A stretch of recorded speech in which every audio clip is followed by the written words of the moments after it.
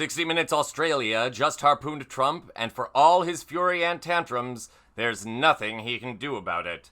Welcome to Occupied Democrats. I'm David Reddish. In case you missed it, Donald Trump is in full meltdown mode today following a report by 60 Minutes declaring him unfit for the presidency and an imminent threat to journalists and the legal system. Have a look at some of the highlights of the 60 Minutes interview with lawyer and Trump critic Mark Sizzling. That sizzles like some old-school Applebee's fajitas. You know, I burned my hand on one of those hot irons as a toddler. It scarred me, and I'm getting those same vibes right now. And wait until you see the next 60 Minutes bombshell. Stay with us. The 60 Minutes segment comes after the resignation of longtime producer Bill Owens, who quit the show in protest several weeks ago. Paramount boss Shari Redstone had asked 60 Minutes to hold off on stories critical of Donald Trump until a corporate merger is approved.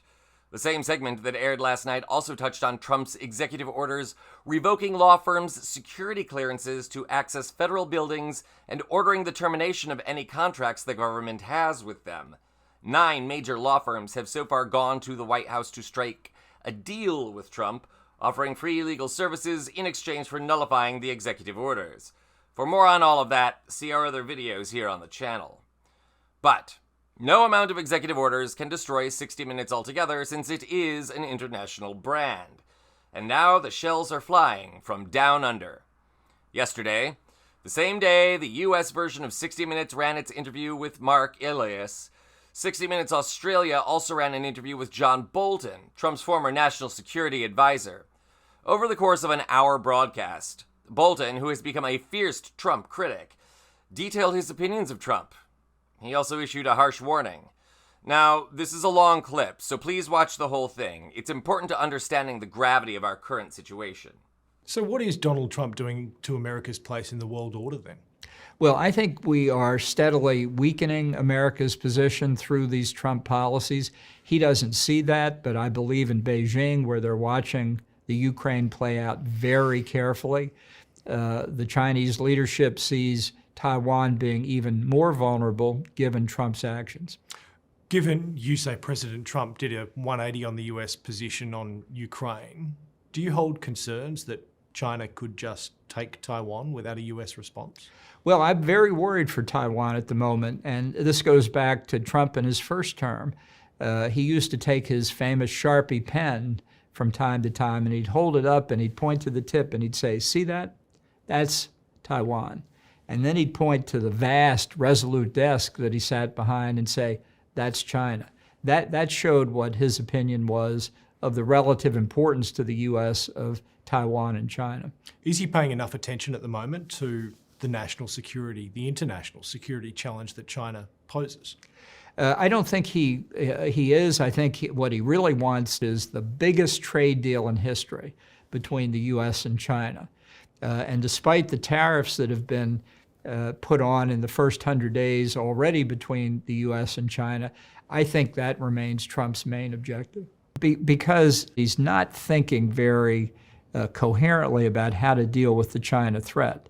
Because the AUKUS capability, adding to Australia's naval assets, bringing the British back more heavily into a Pacific area of concern, and helping extend the capabilities of one of America's most important allies in the region is part of dealing with the threat of China.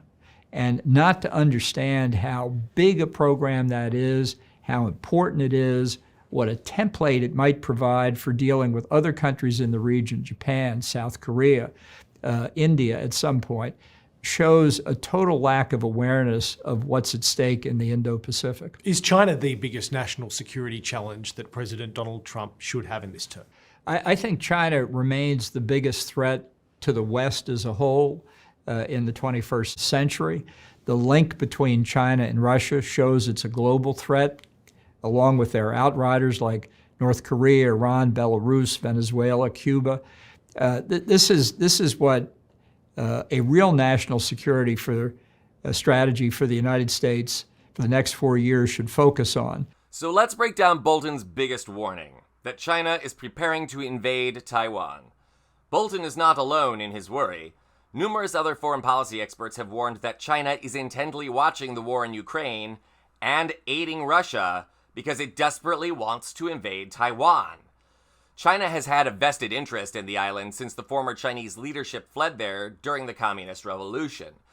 Moreover, apart from the humanitarian abuses that an invasion of Taiwan would almost certainly entail, it would also mark the first step towards China taking military control of the Indo-Pacific.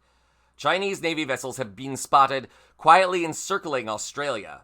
They sail off the course of India and Japan and South Korea, and without even going into the human or economic costs of trying to defend American allies in the Indo-Pacific from a Chinese incursion, strategically, doing so would be almost impossible. Even if the US had no imports from China, and even with this tariff stupidity, we still have a lot, we would also lose out on key imports from Japan, Taiwan, and India, sending our economy into a tailspin. And Donald Trump is not prepared for that scenario. Nobody in his cabinet is. Heck, the Chinese have almost certainly tapped Pete Hegseth's phone, which he uses to send classified war plans.